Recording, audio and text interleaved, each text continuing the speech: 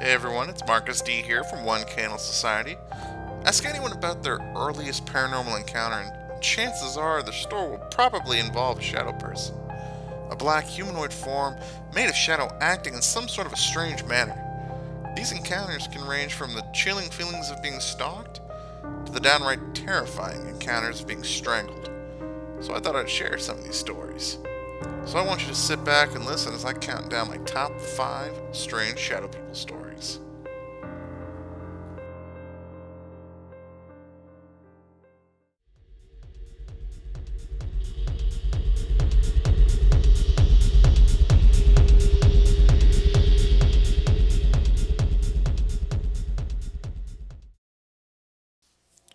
Jeremy and his wife lived in a home that sits on a spot that's never had another house on it before, and it's half a mile from its closest neighbor.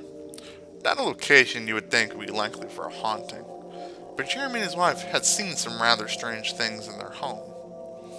After a rather uneventful day, Jeremy and his wife went to bed for the night. Some time had passed, and Jeremy was unable to sleep, but his wife's breathing had become regular and reached a point in which he assumed that she was asleep. Jeremy and his wife normally leave a light on in the hallway for the children in the house. However, that night, the children were with their grandparents. Now, no one was in the home except for Jeremy and his wife. Or so they thought. The light in the hallway was on as usual, casting a glow through the open bedroom door. While lying there unable to sleep, Jeremy became aware of a presence. Suddenly, a black, shadowy figure moved silently through their bedroom door and moved parallel to their bed. The shadow person rounded the corner of their bed and took up a fixed position at the foot of their bed. Jeremy was aware that this entity was aware of them and was intently watching them as they lay there. The entity can best be described as something that had the appearance of black smoke or shadow. However, it was more solid than either of those, but less solid than a real person. Although a disturbing image to behold, the most disturbing thing was Jeremy's lack of fear of the entity. He was very aware of this being, and in fact, it was not of the earth we could perceive it. But it didn't seem to arouse any fear in him. After some time, Jeremy was almost convinced he must be imagining it. Maybe he was dreaming. But then he noticed his wife was no longer breathing like she was asleep, but was trying to breathe silently. Jeremy asked his wife if she was awake, to which she simply replied, yes. He asked her if she saw anything, to which she expected her to say no. Or maybe he wished she would say no. Instead, she told him, you mean that? Nodding to the thing at the end of the bed. At this time, Jeremy did become somewhat nervous. Jeremy and his wife could only lay there with this creature watching them. After 10 minutes, the creature started to vanish. It just became less solid, and their perception of it became weaker and weaker, until it just wasn't there anymore. It was as if it had just never been there. Nothing like this has happened since, and the only evidence of it ever existing is in Jeremy and his wife's memories of it. What makes me nervous about this? If this can happen here, could it just happen anywhere?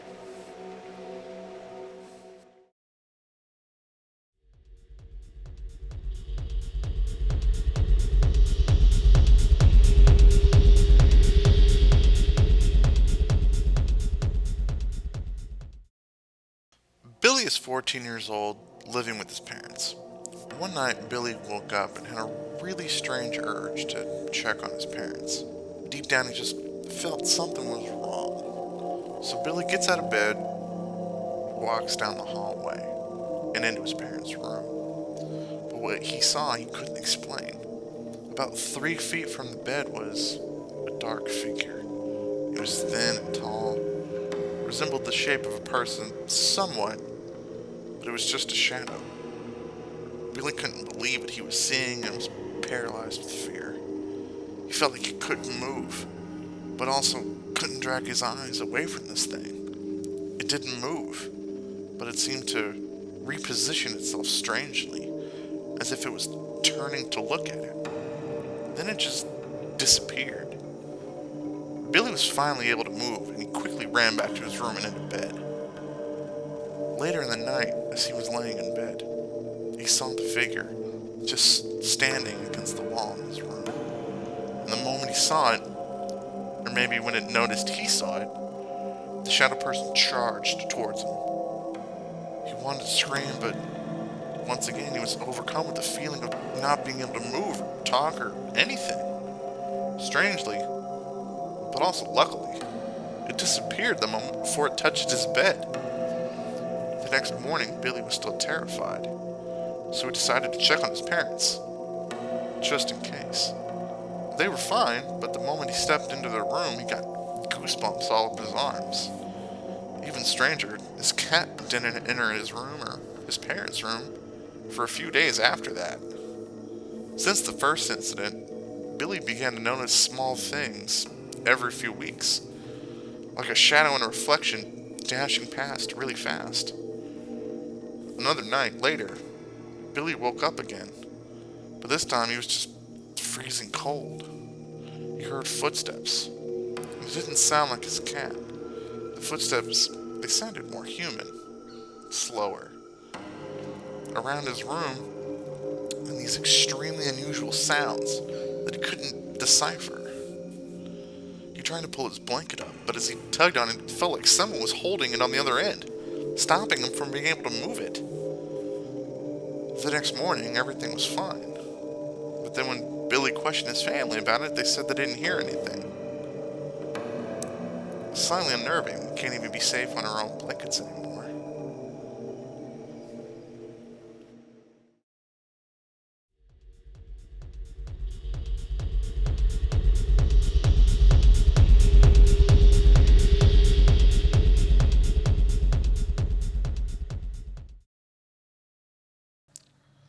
On a cold full moon night in January, Megan and her friend decided to go for a walk along the canal near the park.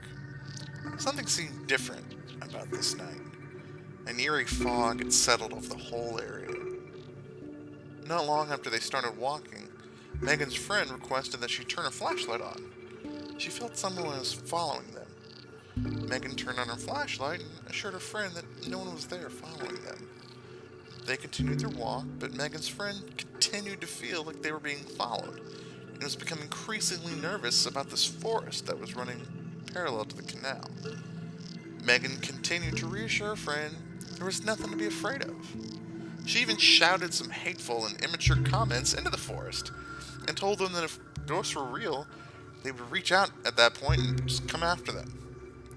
Relieved for the moment, they continued to walk until they realized the fog, about 30 seconds later, had become much worse. So much so, it was impossible for Megan to even see her hand in front of her face without squinting. Having enough of the increasingly eerie situation, they decided it was best to turn around and start heading back. With both of them becoming more frightened by each passing moment, Megan decided to start recording the walk with their phone. Although they both saw nothing, now both of them began to feel like something was following them. It didn't help calm them either that they thought they heard footsteps behind them. Megan started shining her flashlight behind them. Neither could see anything following them. Or maybe the person was just concealed in the fog. Eventually, they arrived at a gas station along the canal. But by this time, the fog had started to clear. To make it home quicker, they decided to cut through the forest along a trail. In order to enter the trail, you have to walk through a field that requires you to undo a metal chain, open a gate, close the gate, and redo the chain. It's almost impossible to undo the chain without it clanking. And as for the gate, it's extremely squeaky. So they started walking along the field. And at this point, Megan's still recording with her phone. They get to the field along the trail where it opens up. At the back of the field, it was dark. Too dark. And they decided to start walking back the other way. Megan's phone suddenly beeped to tell her that it was running out of battery, despite the fact that when she started recording, it was at full battery. maybe we can put the loss of power down to the long amount of time that she was recording. While walking back across the field, they both stopped at the same time. Out of nowhere, and even unable to explain how it formed, the shadow person appeared and was moving at very high speed towards them. The shadow person seemed to have an unusual pattern to its movement, like a drunk person does, staggering. Fear began to envelop the two women. With the creature rushing towards them, Megan, with the little battery she had left, turned the flashlight on and shined it straight at the shadow person. As soon as she did this, the shadow person, with the same great speed, began to retreat away from them. Megan kept her light shining at it, and the two women started walking towards the gate that led out of the field when the shadow person went through the gate without opening it, and then went around a corner. Megan quickly chased after it, jumped over the gate, and shone her light searching for it. However, there was nothing to see. There was nobody there. And worse, there's no explanation of how the shadow person did this. I guess the moral of the story is, never take a walk in the dark without a flashlight.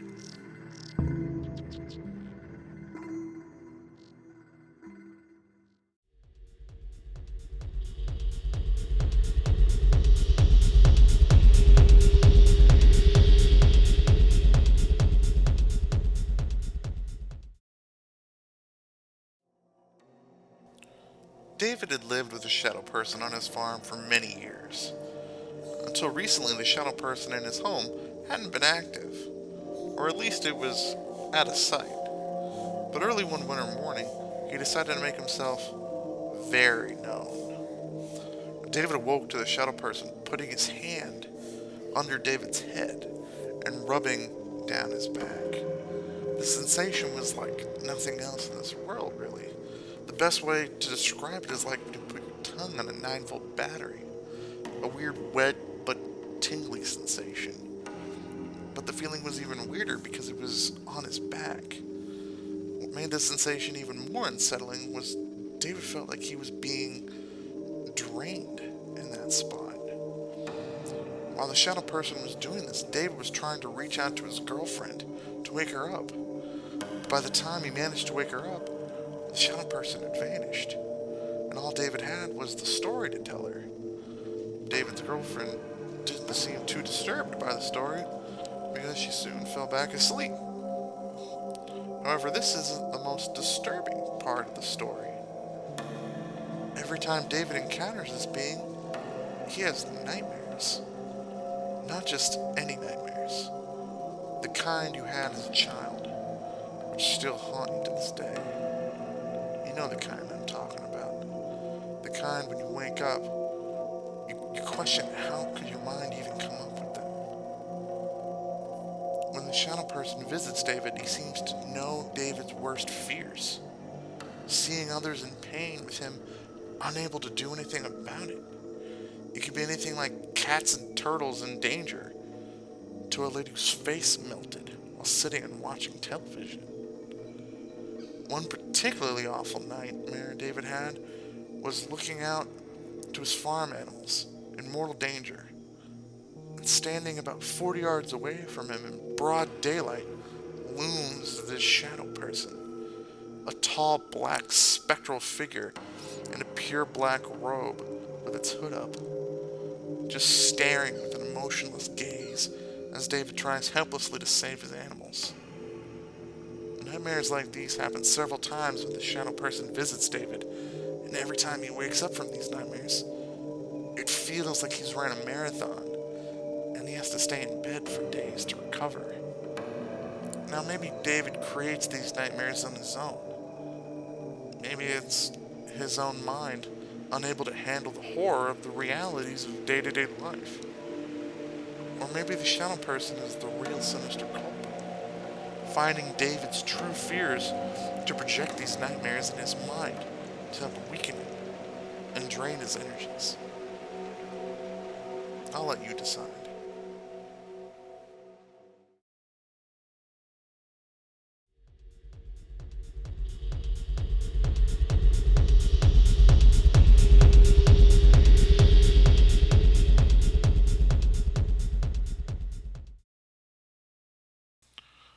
Sean and his wife Cassie have always lived with shadow people in their lives. Sean has seen them in the street and even seen them in their home. Now, shadow people have caused many people stress in their lives, and these shadow people even led Sean and Cassie to a divorce. But we'll get to why in a bit. As I said, Sean had seen shadow people before, even felt their touch. But not only has Sean felt their touch, so did Cassie. Sean woke up one night to Cassie punching him in the back. She was screaming at the top of her lungs that something or someone was in the room with them. Sean was able to make out some sort of a black, shadowy figure moving around the foot of the bed. Thinking a burglar had broken into the home, Sean went for the gun in his nightstand. What happened next sent chills down Sean's spine. Cassie went from this panic-stricken state to incredibly cold and stoic. As Sean turned around with his gun searching the room, Cassie looked at him and asked in a very flat tone, "What are you doing?" His instincts kicking in, Sean began searching the room for where the intruder may be hiding. While looking inside the closet, what Cassie said next made Sean's heart skip a beat. Again, with a cold, flat tone, Cassie said, "He's not in there." As Sean searched the rest of the room and the house, Cassie just continued to remain cold and distant. Sean sensed something was off about Cassie, and in fact, slept on the couch that night just to be safe. Cassie was never again the same. She just remained distant and cold from Sean. After that night, it was like Sean was living with a completely different person. This tension between the two of them led to Cassie leaving the home and getting a divorce. The night before Cassie was supposed to return for her things, she showed up unexpectedly at the house. Now, normally when someone sees their ex, it's already an uncomfortable situation, but Sean's was far stranger. Now, what made this strange was while Cassie was speaking with him, she began speaking in the plural. Cassie told him that we, we are not coming back. And after she said this, a solid black spectral face emerged from Cassie's face, made this bizarre, twisted expression in Sean, and then retreated back inside Cassie's face. The whole ordeal was very disquieting to Sean. After that night, Sean had very little contact with Cassie, but knowing what was inside her, could you blame him?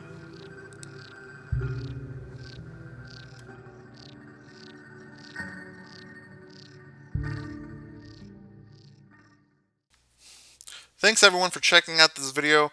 I want to thank Vic Waitley for helping me find these videos to share with you.